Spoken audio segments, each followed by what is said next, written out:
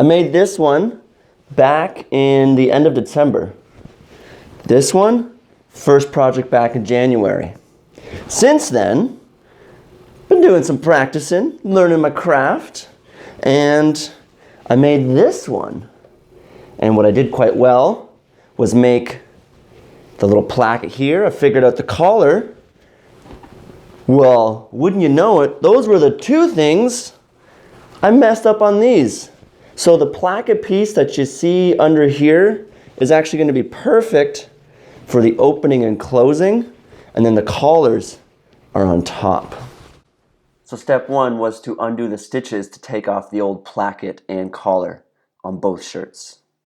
Now that the collar's off, press that out so it's nice and flat, so it'll be easier to sew. Now the other shirt.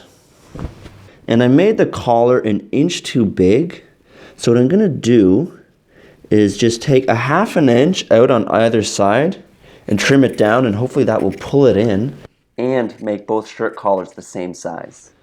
Based on the math I did just a moment ago, I want to add an extra half an inch to the length of my placket pattern so that it will nicely fill up the same amount of length as my previous plackets. This time I'm going to add in a little bit of interfacing. Is it interfacing? Yeah, I think so. For some added structure. And which side has the glue now? Check for a little sheen. I got an easy way to figure this out. Just take some scraps. And this is the side I drew on. I think that's it. Let's see what happens. Nope, that's not it.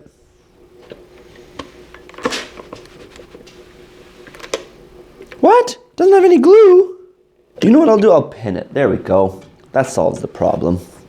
Crisis averted. I pressed down some edges in preparation for sewing. But I have to line this up. And then I'm going to pin that down. A bit tight for space here.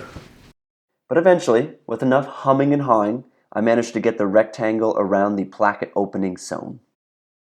Get this right way around again. Follow these same lines. Right into the corners. Pull everything around to the other side. So it's right way around. So doing the bottom piece first, that has the button side. Yeah, the button side that's underneath. And then I fold this in half. And like that. I think that's, yeah. Jesus loves me, this I know, for the Bible tells me so. Okay, enough. Enough, corn. Why are you mocking religion? That and politics are the two things that are never funny. Because it's funny to me and I grew up super religious, so that's where I see the jokes. Oh boy, a lot of my personalities from my earlier videos are starting to come out again. Here I thought I'd reined it in and I was normal. What I'm doing now is sewing down the bottom piece where the buttons go on. Press down what I just stitched so it sits real nice and flat like. So that's the top piece of the placket. And then I fold it this way and it sits right on top of what I just did. And I pin this, where's the, oh right, I gotta find the ridge, which is right here. Now let's double check. Yep, it's in there. I just head straight across to catch everything in place. Turn everything around one more time. I was working my way around the pentagon shape at the bottom of the placket and then up along the side. Yay me. With the one placket done, I then went ahead and repeated that whole process one more time on the second shirt. Moving on to the collar, I start by once again trimming out the interfacing. So this is what the final shape of it looks like. And then I need 2 pieces of fabric for either side of the collar. Now I don't have to be very precise because I do the cutting after I sew. And that is another. From here, I pinned the interfacing down on the fabric, folded the bottom corner up and pressed it, and then finally stitched down what I just pressed and trimmed off the excess. Now I take this other piece and put it right side facing up, and then I lay this on top. Take these same pins I just used, move them down, and now pin this on like so. Now from here, I perfectly follow the outside edge of my interfacing. I trim that out, leaving about 1/4 inch. And of course, cut out the corner a little bit more so that it folds nicer. Now I take this and I flip it inside out. Bit of pressing so that fabric will fold. And then give it a nice top press as well. Uh-oh. We got ourselves a problem. Look at that. Look at that. Not even enough fabric. I got plenty there. Everything's gravy. And then boom. How did I make that? That was a beginner's mistake. Cornelius, what am I doing? What am I doing? Why did I not pay a little bit more attention? Oh, silly me. There's nothing I could do about it, so I made a new one and continued where I left off. Okay, now I have plenty of seam allowance. Too much, actually. So I go ahead and I trim that round. And I draw this line because I want to stitch that on the inside. Pin the collar all the way around. Oh, Lord. Today, Jesus, help me out. But apparently I've made my collar about 3/4 of an inch too big. Jesus, I could have really used your help today. Anyways, I undid the pins. Hold this fabric. And then I bring in the curve